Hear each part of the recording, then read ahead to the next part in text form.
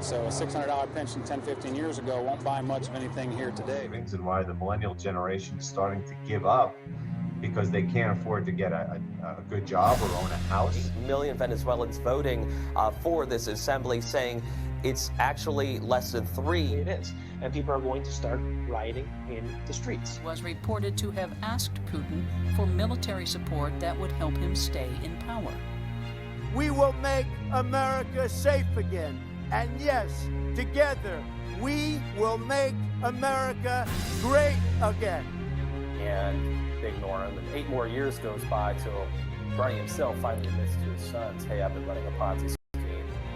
Does its dominance mean it can use the alliance for its own ends? Since 1981, bond yields, also known as coupon rates, have just gone down and down and down. The Federal Reserve note will be your biggest financial liability.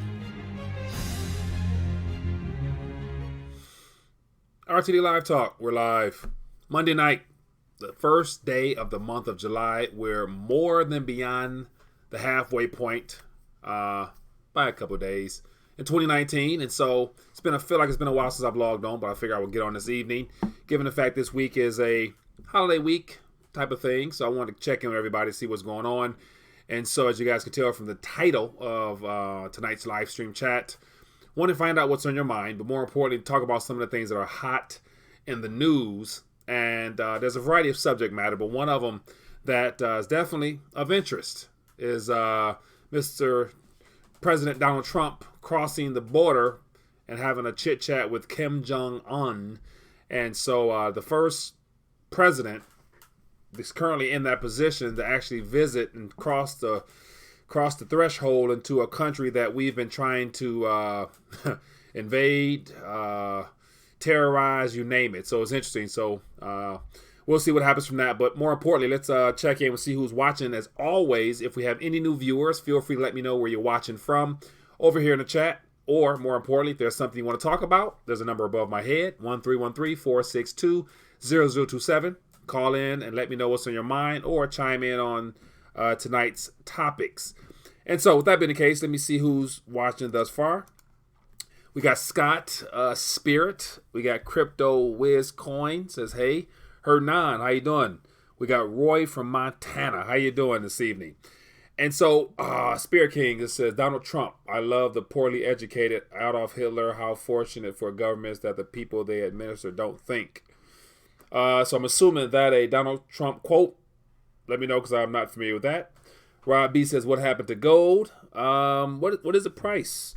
Assuming there's a little pump fake. Got a lot of people excited. And so I think from that video about, don't really fall for the hype. Don't worry about the price. Focus on possession. Let me see what the price is these days. Is it still above? Is it still above 1,400 or what? Let me see what it closed at today. Give me a second. Let it load up. So it looks like $13.90, but it's got up to $14.50. Got up to $14.90 a couple times today. So just looking at these spikes here, that's clearly some type of glitch in the system. I'm assuming the powers that be that didn't really want to see that happen, because that's damn near $1,500 right there. And if that hit $1,500, something's truly going on. And so it looks like silver closed at about $15.19, give or take. So, like I mentioned before, don't fall for the hype. Definitely don't go for don't pay attention to the price. Focus on the possession. And so in this last, I think about a week ago, I did that video, give or take a week and a half. Hopefully you guys, had a chance to ante up a little bit and get a little heavier. But if you didn't, so if it goes back down, definitely take advantage of that. What else is going on in the chat over here? To retract it says, yep. It says, what you think about Libra coin? God, man, I haven't really commented on that. But my personal opinion, without really knowing anything, I've actually watched a lot of commentary on it, so I've had a chance to hear a variety of people's thoughts. People's, as far as influence in the crypto space that I actually respect their opinion. And so I'm kind of torn in between, because I know the goal for the monetary system is to solely take us digital only. And so clearly this Facebook Libra coin will be, if it's approved all the way around, it looks like that a lot of governments are so-called throwing up their alarm bells saying, hey, hold on a second, Facebook, that's too much power. But that could all be a part of the smoke and mirrors to really make us think that perhaps, there is some type of objection to it, when in actuality they are probably in favor of that, especially if their fiat currency will be included in that basket that the Libra coin is mentioning that it will use to offer some type of stable coin. And so I think if the EU overall gives it its thumbs up and they include the euro in there, and then you got the Federal Reserve note, and you get a couple other of the top nations as far as the currencies that are in the SDR basket, then I think it will probably go through, because once again, it's all about utilizing those currencies. And if Libra coin will use those currencies, I think governments will be in favor of it, especially if you have all the KYC, keep track on everything you do through it type of ordeal, because clearly some stipulations will be that if Libra coin was to be utilized in their countries, then they definitely want to know everything you do with that particular coin. So I believe it's all part of the system to narrow the pathway of your current monetary mediums of exchange, to make it solely that Libra coin becomes something that's popular that people want. So the biggest thing is one thing to suggest some things that people can use, but it's another thing to give the people what they want, and you are the ones pushing it. And so if the SDR is not something that's favorable, because the alternative media have painted the SDR as like a globalist agenda, what better way to get the same effects of a joint unification of a basket of currencies in the form of national currencies than to offer the public a Libra coin, labeled decentralized, labeled crypto, labeled blockchain, all that type of stuff is labeled that. But if it's all centrally controlled by Facebook and those 100 entities that are clearly going to be the too big to fail banks, as well as all the monopolized sectors that people would prefer to stay away from, then it's all a part of the global agenda, in my opinion. So will it be beneficial for the decentralized nature of cryptocurrency? We'll see, but I don't think it's designed to bring publicity to Bitcoin the way that a lot of people think that it will. So that's just a little bit of my thought on it. But once again, for the most part, everyone, 2-point-something billion people use Facebook, so it's not a matter of whether we like it or enjoy it. We're going to be kind of forced into it, or you won't really be able to utilize the Facebook platform the way that it is now, because they're probably going to start charging, or they're probably going to start incentivizing people to hold those Libra wallets or whatever, and making it hard for people to deny the opportunity to use Libra coin through Facebook. So yeah, we'll see. And so it says Maxine Waters is opposing it. Facebook stock fell. Yeah, and so Maxine Waters, apart from her tirades that she typically go on in reference to the current administration and everything else, I wouldn't put it past Maxine Waters to be a person that is kind of, because I believe, my personal opinion, that all political figures that are lifelong politicians are probably bought and paid for, or else they wouldn't be able to remain in position of power that they're in now. So I wouldn't put it past the fact that she's been compromised, so that she definitely answers to someone other than the American public. So I would imagine that you need a couple people in Congress to present the angle that this is not good. Like, so in a primary example, and I always love to referring to the Federal Reserve Act, and before it was the Federal Reserve Act, it was the Aldrich Plan Act or something like that. So Senator Aldrich was a person that was bought and paid for by the bankers. He came forth with the same exact documentation, but instead of it being his name act, they just changed it 2 or 3 years later to Federal Reserve Act. And before that, politicians were crazy against it. But then once it became labeled Federal Reserve Act, so all of a sudden, the politicians weren't as mad at the process of having a centrally controlled monetary system. And then also, between that time span of the Aldrich Plan and the Federal Reserve Act, a good portion of the mainstream media sources were purchased by the banks. And so the banks deliberately paid for the ads that gave that point of view that there was confrontation amongst political figures, because they actually paid for certain ads or whatever that said, we don't want this because that's going to disrupt the banks. And so the bankers basically gave a counter narrative to it. And of course, American people fell for it. So here we are, 106 years later. We're suffering the side effects of that manipulation of media. So don't believe the hype 100%. But that's me ranting. Sorry about that. So what else is going on in the chat? It says, not able to scale fast enough to be useful. A digital store of value is not real if it don't scale. Rob B. And another thing is LibreCoin. I think a lot of people who don't really focus on the monetary historical aspect of currency. And I like how Reggie Middleton mentioned a while ago that, utilizing the word stable coin doesn't necessarily make it stable when it's measured in the same fiat currencies that are manipulated and being destroyed by the central banks that issue them through monetary policy and the government that are indebted to the central bank. So they're not stable. And so the Federal Reserve note is not a stable coin that could even be compared to as a store of value, because here we are today. What can $1 do for you? Whereas 106 years ago, $1 was more than enough for a day's wage with some food and everything on top of it. So we've come a long way from that point. So the word stable coin, it gets a lot of people twisted. Says, do you think the economic collapse will start this year? Roy, I am of the mindset that the economic collapse has been underway for quite some time now. And so it's one of the things where, because we're in a digital age, it's a lot easier to cover up all the sectors, industries, banking. I mean, all the things that years and years ago, before we were solely in a digital age, it was immediate because there was very little.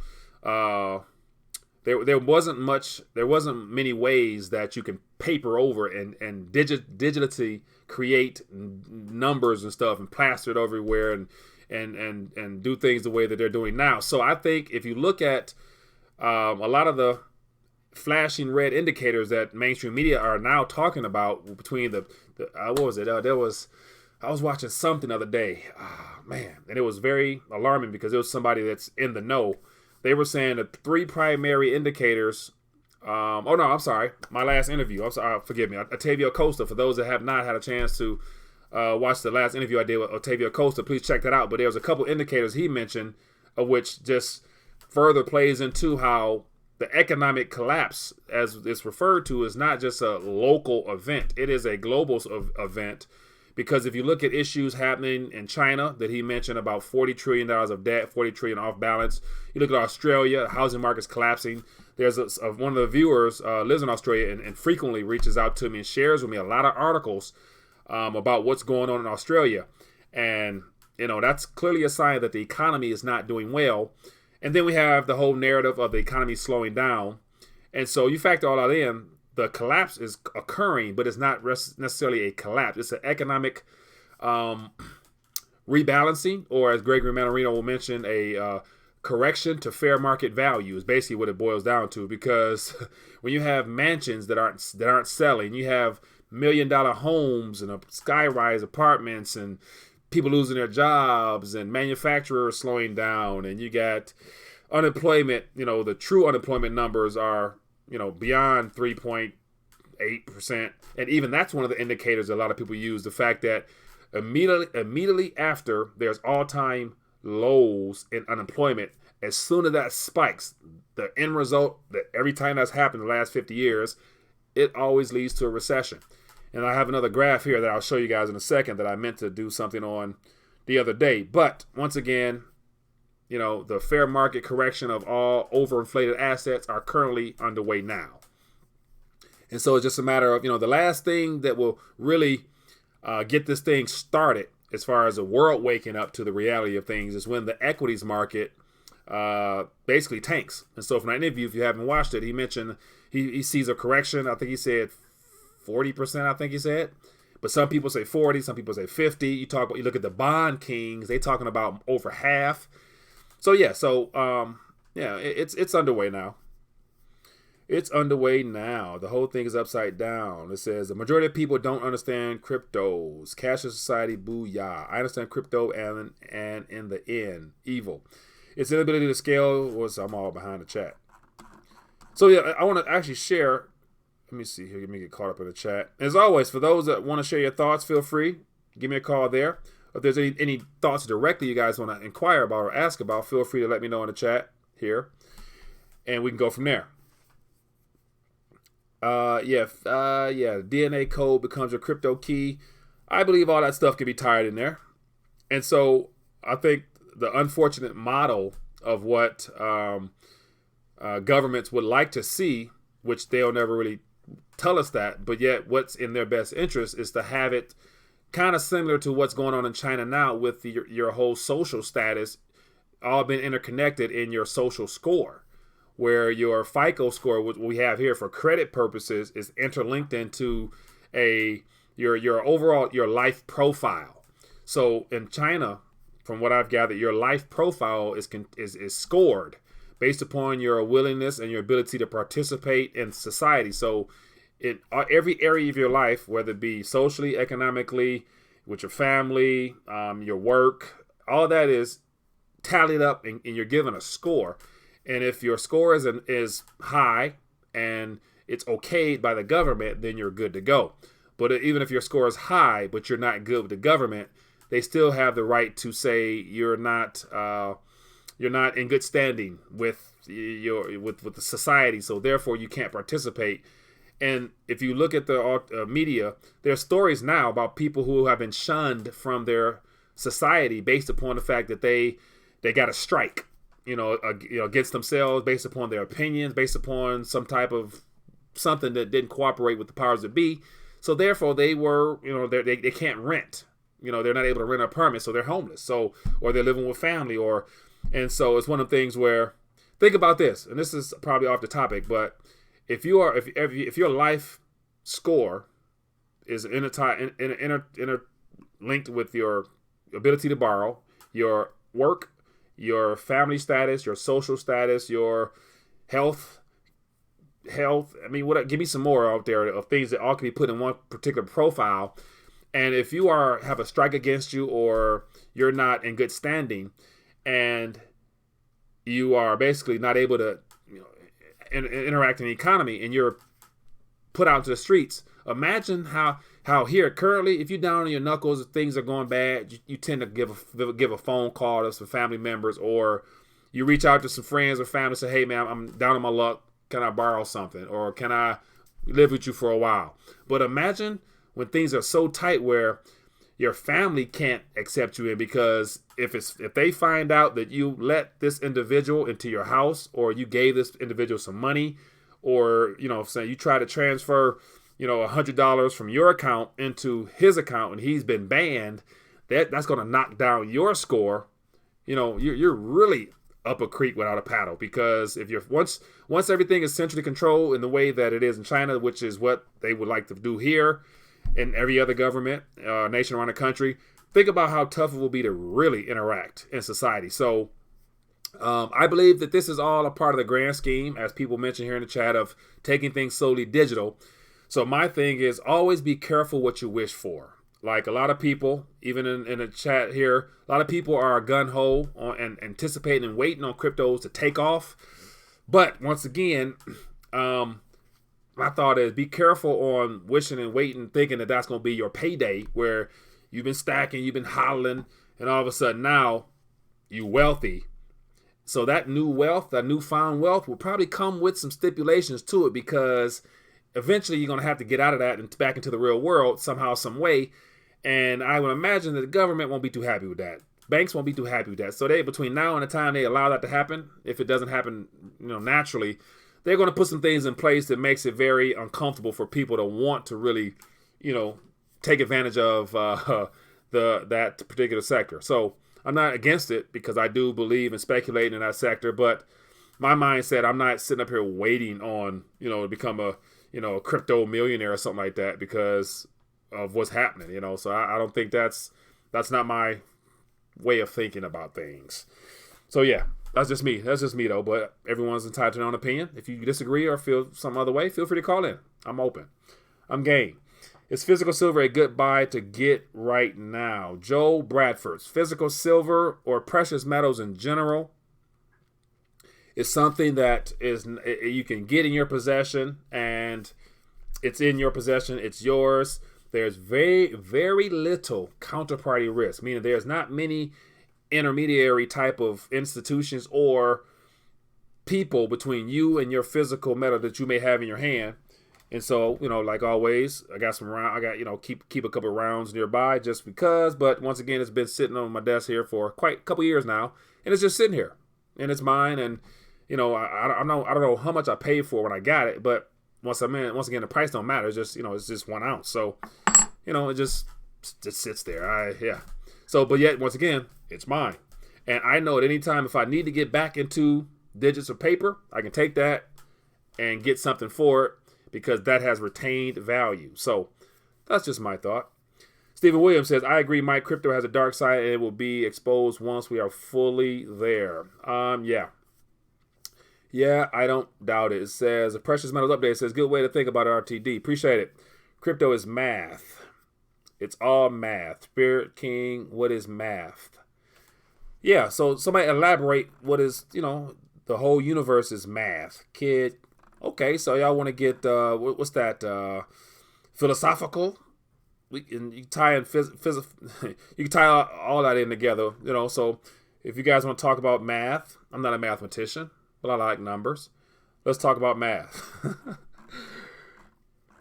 1 + 1 = 10. Okay. I mean, they, with Common Core education, they're actually trying to teach our kids that there's more than one way, probably, to get 1 + 1 = 2. They probably, depending on the education system that they're trying to teach our kids these days, they can probably find a way to give you more than one answer for what used to be a definite answer with how things are going these days. It says, Mike, I was saying crypto is math, so it can't be evil or dark sided as some people suggested. Oh, okay. I feel in that spirit. So it's math. It's 1s and 2s and 0s and code and all that stuff that is of interest to me. But I'm thinking that the same technology that's being utilized now and rebranded with a different name, digital ledgers. Spirit, you in the programming world, let me know about just the whole concept of digital ledgers. But according to stuff I've gathered, for the last 40, 50 years, digital ledgers has been in play primarily in the banking sector as well as in the accounting world to keep track of balances, credits, debits, and the sophisticated aspect of it, making it a blockchain, all that stuff like that, can be something relatively new. But now when it's taken and it's made an open source where you can see the code, you can audit the code, and all that stuff like that, it's out there and it's immutable type of things, that's a little bit different. So the number and the math behind that to me is appealing, because it is exciting to be able to hold a particular unit of account in the form of a single coin or a token or whatever it might be in a wallet that is in your possession, and not necessarily have to rely upon the old banking model. And so that's one thing that's of interest to me when it comes to cryptocurrency, cryptography itself, is the fact that a lot of people are now interested in becoming their own stewards of their own financial matters. So basically taking their finances into their own hands. And I am for that 100%, because my thought on that is the risk to reward of where we're at now, because things are, I like how they call the too big to fail banks. They say they're globally systemic important banks. Their globally systemic importance is because of the interconnectedness of those entities and all the activity, all the shady activity they've been doing since their inception. Because you got to realize, and I mention this often, but for those that may be new, your commercial bank or credit union, all of those banks, they're all in the same Boys and Girls Club where they don't have the physical cash on hand, but they do have digital digits. They have a ledger that's connected to the server. FDIC can see it, Federal Reserve can see it. They all in the same Boys Club, and they pass numbers back and forth, debits and credits, with very little cash to go around. So we're already in a digital age. It's just that it's centrally controlled by, the governments and the central banks. So the opportunity to create an external ledger in the form of a blockchain, whatever it be, whatever your favorite is, and to be able to keep it outside of the banking sector in your own possession and be able to do transactions amongst other people, peer-to-peer, who have interest in what you have interest in. I like that concept. That's very unique. And so for that alone, to me, it's worth throwing some crumbs at some coins just to see, hey, over time, and this is one of my strong opinions that grows stronger by each article I post, whether it be on the Rethinking the Dollar Facebook page or in the community page or on Twitter. I'm doing a better job now posting more articles that I see. And also for those who have not, make sure you guys check out rethinkingthedollar.com/blog, because I post a lot of articles and interviews from other YouTubers on there. But the more and more I understand this game we're in and how rigged it is against us, I realize it doesn't really require much action on our part.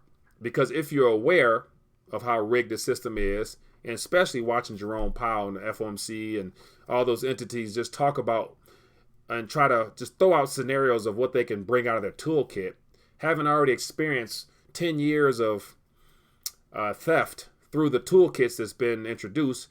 And if you don't believe me, one of the primary thefts, primary acts of stealing, I'm trying to figure out how to word it, that you and I have been subjected to is the very concept of cash back.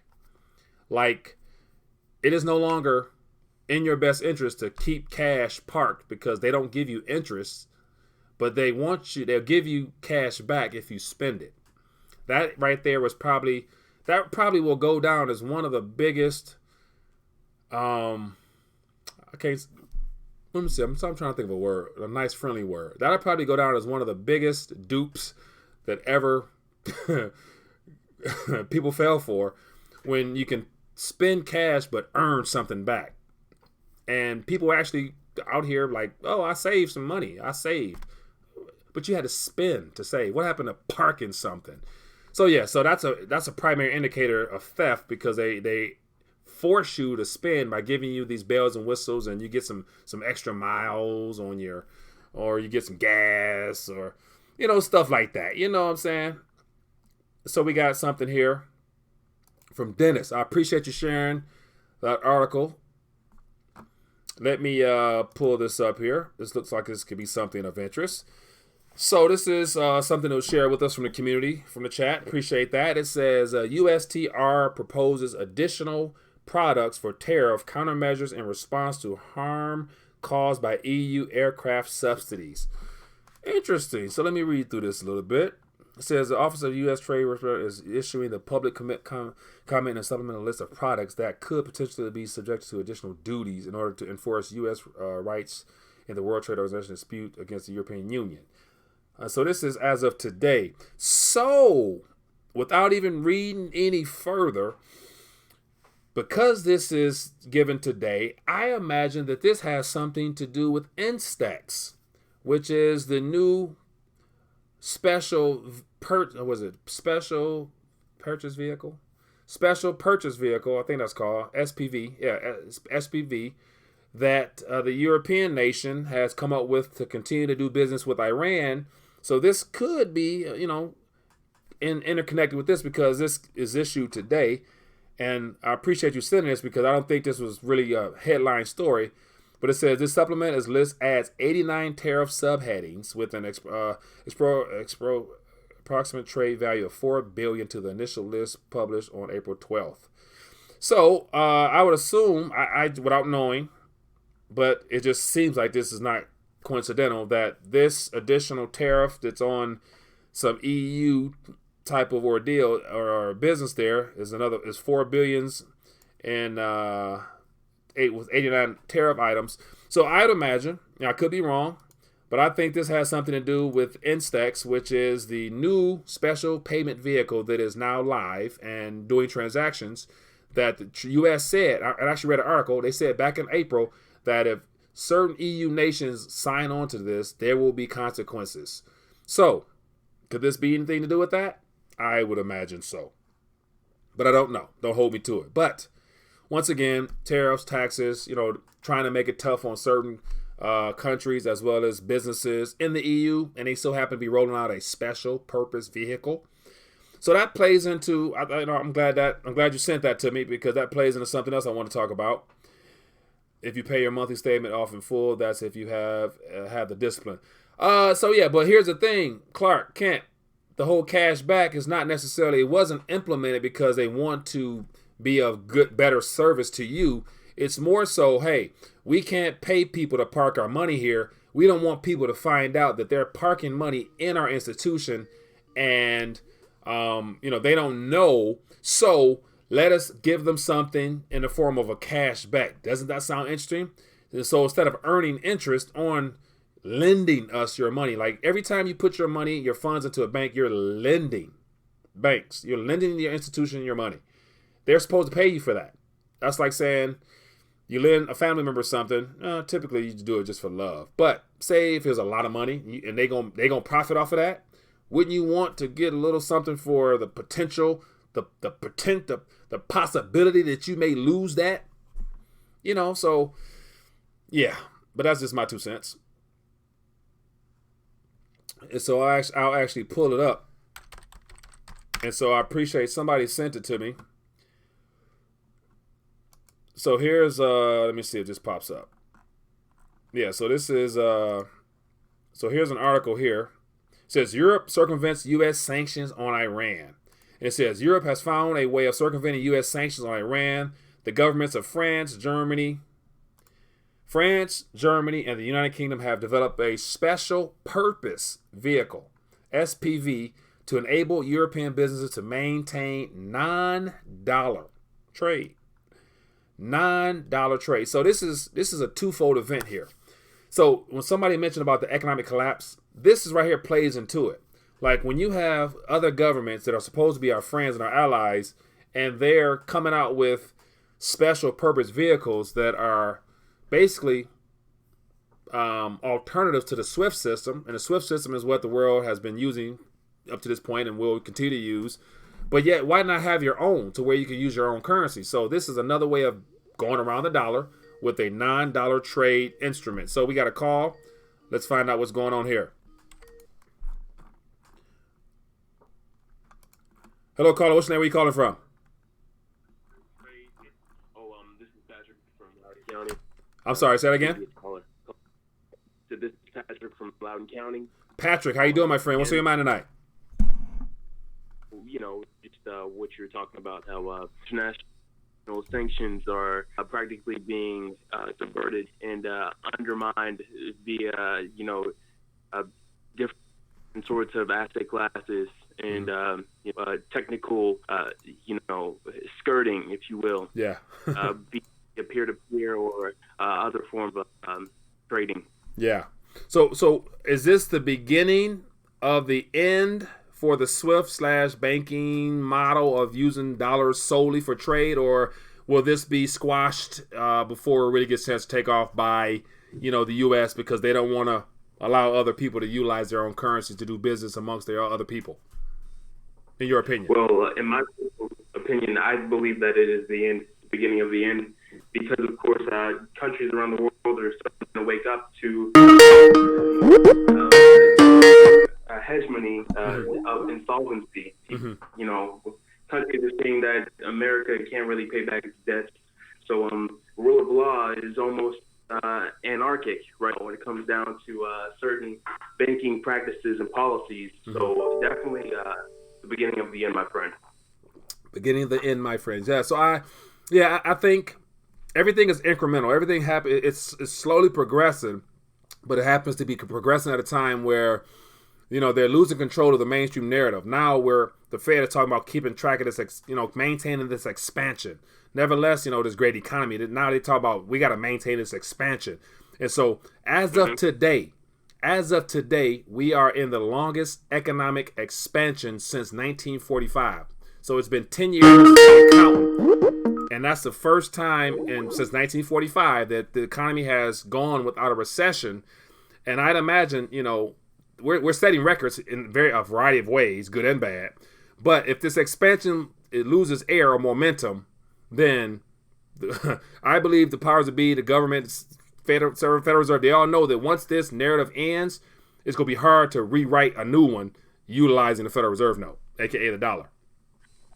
Absolutely. There's this reference that I use all the time called usdebtclock.org. Yeah. And it shows how they're expanding the monetary supply in comparison to, previous years. You can actually use a time machine to go back and see exactly how much debt we owed and how many treasury securities were on hand in that year specifically. Yeah. And currently we're up about 498%, 500% on currency and credit derivatives right now in this expansion, which is totaling over practically $545 trillion in expansion. Yeah. So yeah, this is definitely unsustainable at this current rate. Yeah. So, and not to mention the rise of cryptocurrency and how countries are starting to issue bonds backed by cryptocurrency now. Definitely an omen to the banking cartel. Yeah.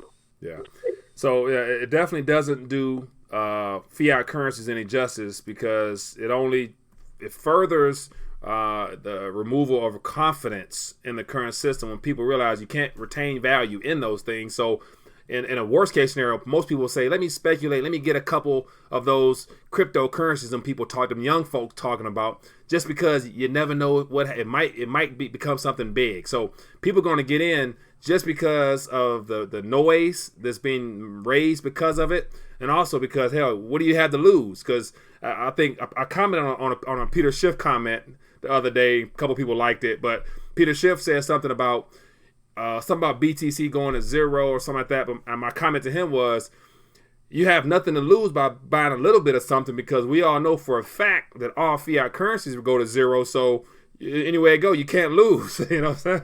So, Peter Schiff didn't reply back. Peter Schiff, he's one of those boomers that loves physical assets, tangible assets. He's a gold bug, He sold all of his clients on mining contracts and, actual physical reserves of gold. So that's his thing. He's big on precious metals. I love precious metals too. I'm a gold bug as well. I stack, I get my weight up.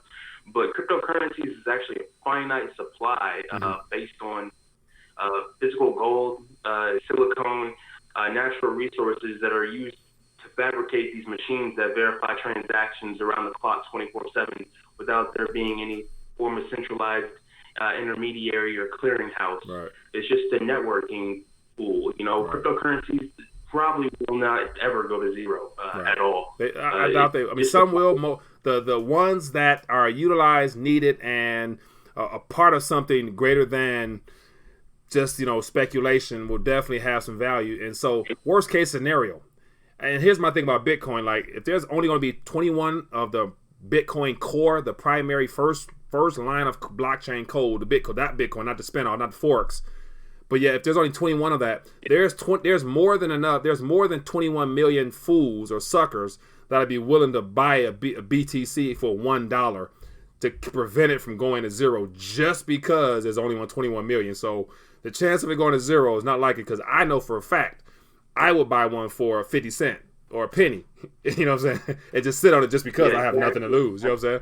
So zero, that's a little bit much. But here's the thing.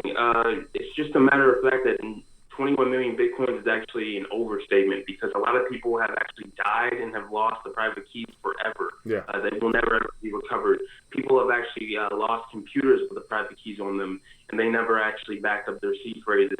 People have actually been very uncareful with this form of information, of this form of encryption, and it's literally lost in limbo. Nobody can access these keys, and we're talking about millions of keys disappeared out of the circulating supply. Yeah. So, yeah, cryptocurrency is actually, Bitcoin specifically, is very rare. It's much more rare than people are viewing it as, and there are very big players that are buying over the counter in bulk. I mean, like thousands at a time. Yeah. For like millions, multi-millions. So I don't see this trend going to zero at all. Right. It's going to be virtually impossible. Right. I agree. Well, Patrick, man, I appreciate you calling and sharing your thoughts as always. Appreciate you for being a part of the community, my friend. Oh, anytime. Yep, have a good one. Time, all right? Yep. You. Yeah, man. That's definitely something that is true in itself. Like, there always will be someone to be willing to buy that because, to me, one again. And so one thing you did say, Patrick, that I want to comment on, and this also plays into just the reconditioning of our minds to what the word money means and what the word money in reference to monetary history. And so I don't even like using the words precious metals because that make it seem like it's something that can be optional in a sense as a store value. So to me, gold and silver is money.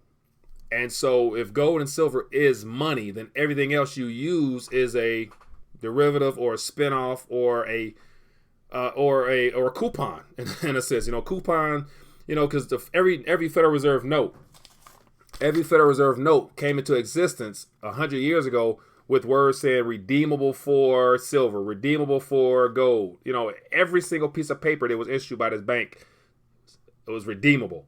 And so just because it's not written redeemable on it doesn't mean that, those that are in the know of what this thing is and how it originated don't mean it's not redeemable. Like, this thing is very redeemable to me, to where I'm going to redeem it for what it was initially sold to the American public on. Like your great-grandparents, my great-grandparents, they probably didn't really know about it, but still, those that were in the know, those that used to be able to take those redeemable notes down to the bank and actually get their money in exchange for these notes, they were in the know. So for me, whole rethinking a dollar is helping people realize that gold and silver is money, and everything you do outside of that is you speculating and hoping that you are able to grow those paper coupons, because all the financial products that you use and depend upon and rely upon, and even legal tender that you will use to pay our bills, are all coupons. Like the Federal Reserve knows a coupon.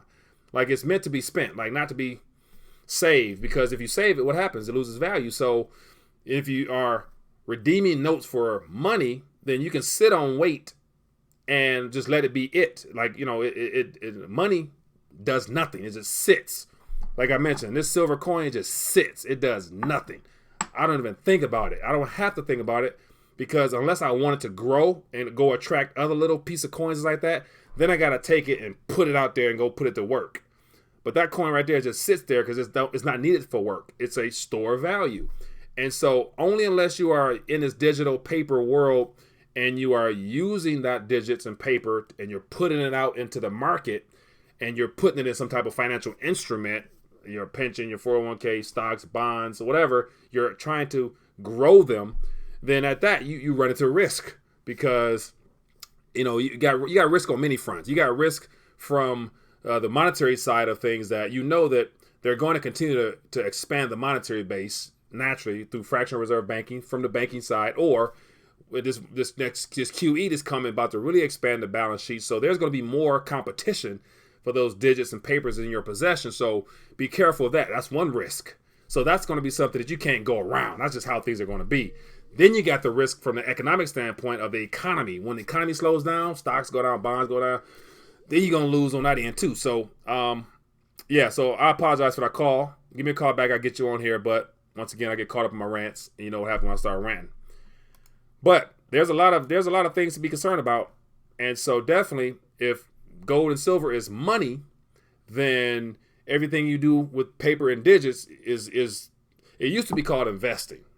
And this is my personal opinion. It used to be called investing, but now it's really speculating, because I'm not a trader. I'm not a stock guy, a bond guy, but I know the equities market, from all the experts I've interviewed, people I talk to, people I read, all the big money players are already out of the equities market. So how is this thing still propped up unless it's been artificially induced with some funny money?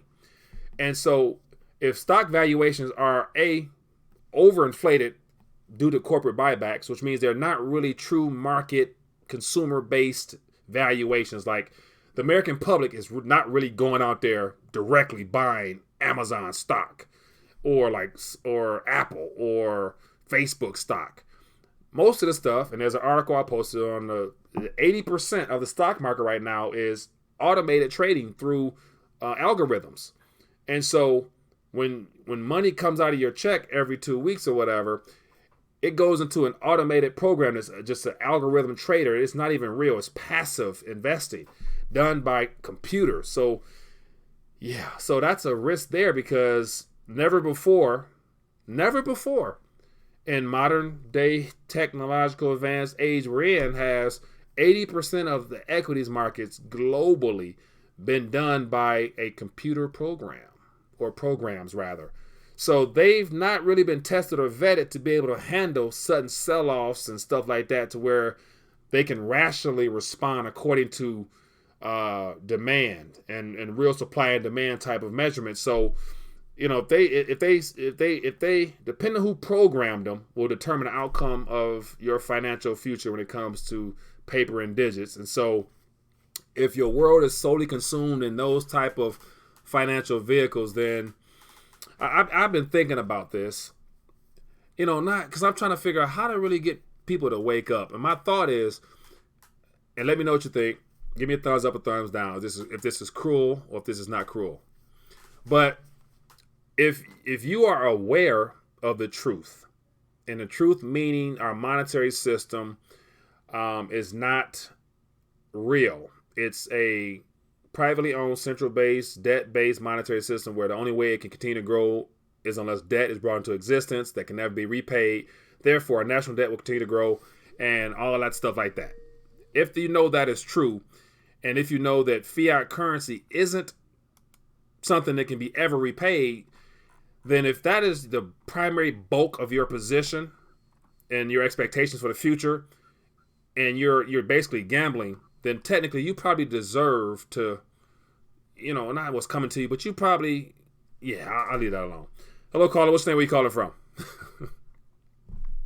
Hi, I'm calling from Montana. Hi there. How are you doing from Montana? What's on your mind tonight, my friend?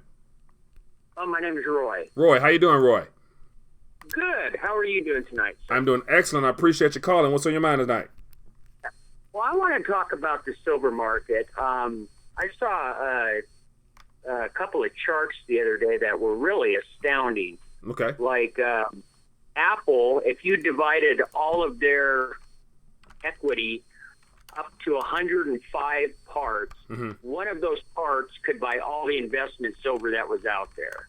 And how all these different companies, you know, like Warren Buffett's company, you know, just a small percentage of that company. So it's so small. And what I wanted your thought, I mean, we see cryptos like when things go on in the world, they just jump up like crazy. Do you think we'll get to the point where we saw it a little bit the other day where gold jumped up, you know, $100 and some bucks in a week? But do you think we'll get to the point where silver will finally take off like that? I in my personal opinion, I do believe that definitely is possible because, as you mentioned before, silver is very unique in the fact that it's not just solely a monetary metal. It's needed for everything that we use on a day-to-day basis. So it's going to grow harder and harder to continue to manipulate that price from a global standpoint. Whether it be, I hear about, you know, mines in Peru shut down, Mexico mines shut down. So the supply is about to become problematic. And so eventually, whether it be China or some other country, they're going to have to allow this manipulation to come to an end because if not, they're going to miss out. And particularly China, because if everything is manufactured in China, all our electronic gadgets come from China, they're going to continue to need silver more than anybody else from an industrial standpoint. So they themselves can still take advantage of this manipulation because it's cheaper for them. But eventually, you know, when it's time to reshift, you know, the current monetary supply or the monetary system, they can't just let gold revalue, as Jim Willie says, at 4,200, 4,500. They're going to then have to recognize silver as well because that also has been attached to it. So some way or another, it has to become more realistic to what this real true supply and demand will be. And that means, you know, several hundred, several thousand, who knows, in a world that's solely paper and digits. I mean, how can we put a true price tag on something that's real, tangible, scarce, and needed, and it's money in and of itself? Like they have to then revalue what money is, and I think that's something that they don't even know themselves why they won't let that happen if they can. Well, I think all other commodities, you know, give derivatives their value. Gold and silver get their value from the derivatives, from the paper. It's insane. So you would think at some point in time, like you say, they're going to have to let it go, or they themselves are going to miss out, you know.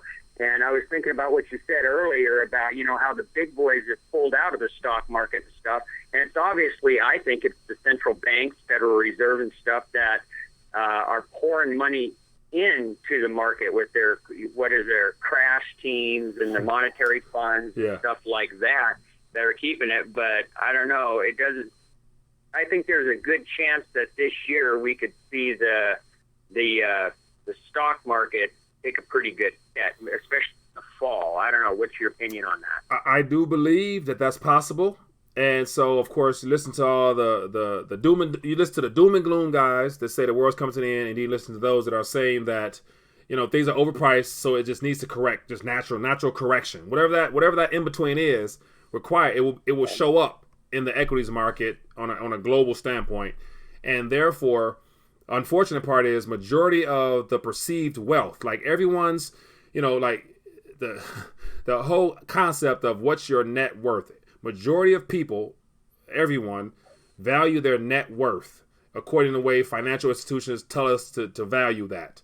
Your retirement portfolio, your cash investments, your real estate, your whatever toys, tangible things you got, arts, whatever, and you add all that up, that's what you're worth in dollar terms. But once again, once the equities market collapses or corrects or housing corrects, because all that stuff is subject to being in a bubble territory now, once all that corrects, then it's going to be hard to hire that narrative of everything is expanding, everything is still good, because a lot of people will then realize that their net worth, if they've measured it solely in inflated asset bubble type things, then it's going to be problematic, because I believe that once this next bubble bursts, there will be no easy inflation to gain confidence back in the consumers, just because, once again, like, you know, it won't be just a local event. It's going to be a worldwide event, because everybody's having their net worth challenged these days with all these inflated bubble prices. So, and I still believe those are those are primary,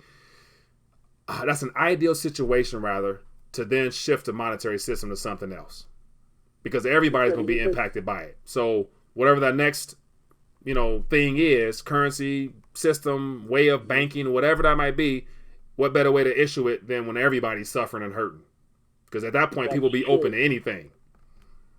Do you see deflation or hyperinflation after the bubbles start bursting, or both? Very interesting question. My personal opinion, and based upon some people I've interviewed, a little bit of both, depending on how they choose to, and how the speculators and the investors choose to what they choose to purchase. So, like right now, for example, the last 10 years, housing, all the net worth categories have been overly inflated, giving false confidence, and while other assets have been deflated due to competition, whatever reason. So gold, silver has been maintained, it's being suppressed. We got the consumer goods, such as cell phones, those prices have gone down because of competition. Then you have gas prices have gone down because of all the idea of the petrodollar, all that stuff like that. So prices have gone down in certain areas, but in the things that people value their wealth in, they've gone up. So I think when those things burst, there will just be a shift of things that go up, meaning metals will go up. Our consumer goods will go up because inflation will be a problem. But then on the other end, all the things that burst will be more, those are going to drop. So housing prices will definitely drop when this bubble bursts, because people then, it'll be an oversupply of houses because most people will be foreclosed on. So that's deflationary in regards to, you know, that particular sector. So different sectors, I think, will rise according to what new bubbles might be created once this QE begins. Or it might be just some direct injection to the public's hands, and they sustain this thing a little longer, and then the consumer goods go up along with the inflation of those continued bubbles before they burst. But one day something has to give. Right. Okay. It's just a matter of. Well, yeah. Oh, I was just going to say thank you, and man, I really enjoy your show. I appreciate you calling in and sharing your thoughts, Roy. Appreciate you, my friend. Thanks. Thank you. You have a good evening. Yep, you too. Have a good sport. Thank you. Thanks. Yeah, man, that is a great question there. I appreciate you for calling in. So we've been an hour, so I'm about to dial back. I appreciate everybody chiming in and sharing your thoughts. As always, if you've enjoyed the back and forth, don't be afraid to donate. Just a simple thumbs up. The button right beneath this, just hit that button. Show your support. I appreciate it. More importantly, if you found anything informative or entertaining, this is all solely one man's opinion. I am not right. Consider all of this to be wrong until you do some investigating for yourself and come up with your own conclusion. But this is just my opinion on where we're at and where it's going on. But in regards to the statement I made earlier, if you are awake and aware and you know that the system's rigged against you and you still play by their rules, I can't say you deserve what's coming to you or what's going to happen, but you shouldn't be surprised when things correct to fair market value and your net worth is affected if it's solely valued in things that are already overly inflated and in bubble territory. So, I'm gonna leave it at that. Leave your thoughts in the comment section, and I appreciate you guys tuning in. As always, there's things over here for those that are new. There's resources, interviews, free stuff, the gold team, and so definitely there's no reason why when prices are low you shouldn't be getting your weight up. So do that in the gold team. And other than that, look forward to have you guys on tomorrow night, same place, same time. Invite a friend. Let us hang out some more. Hang out tomorrow. Peace.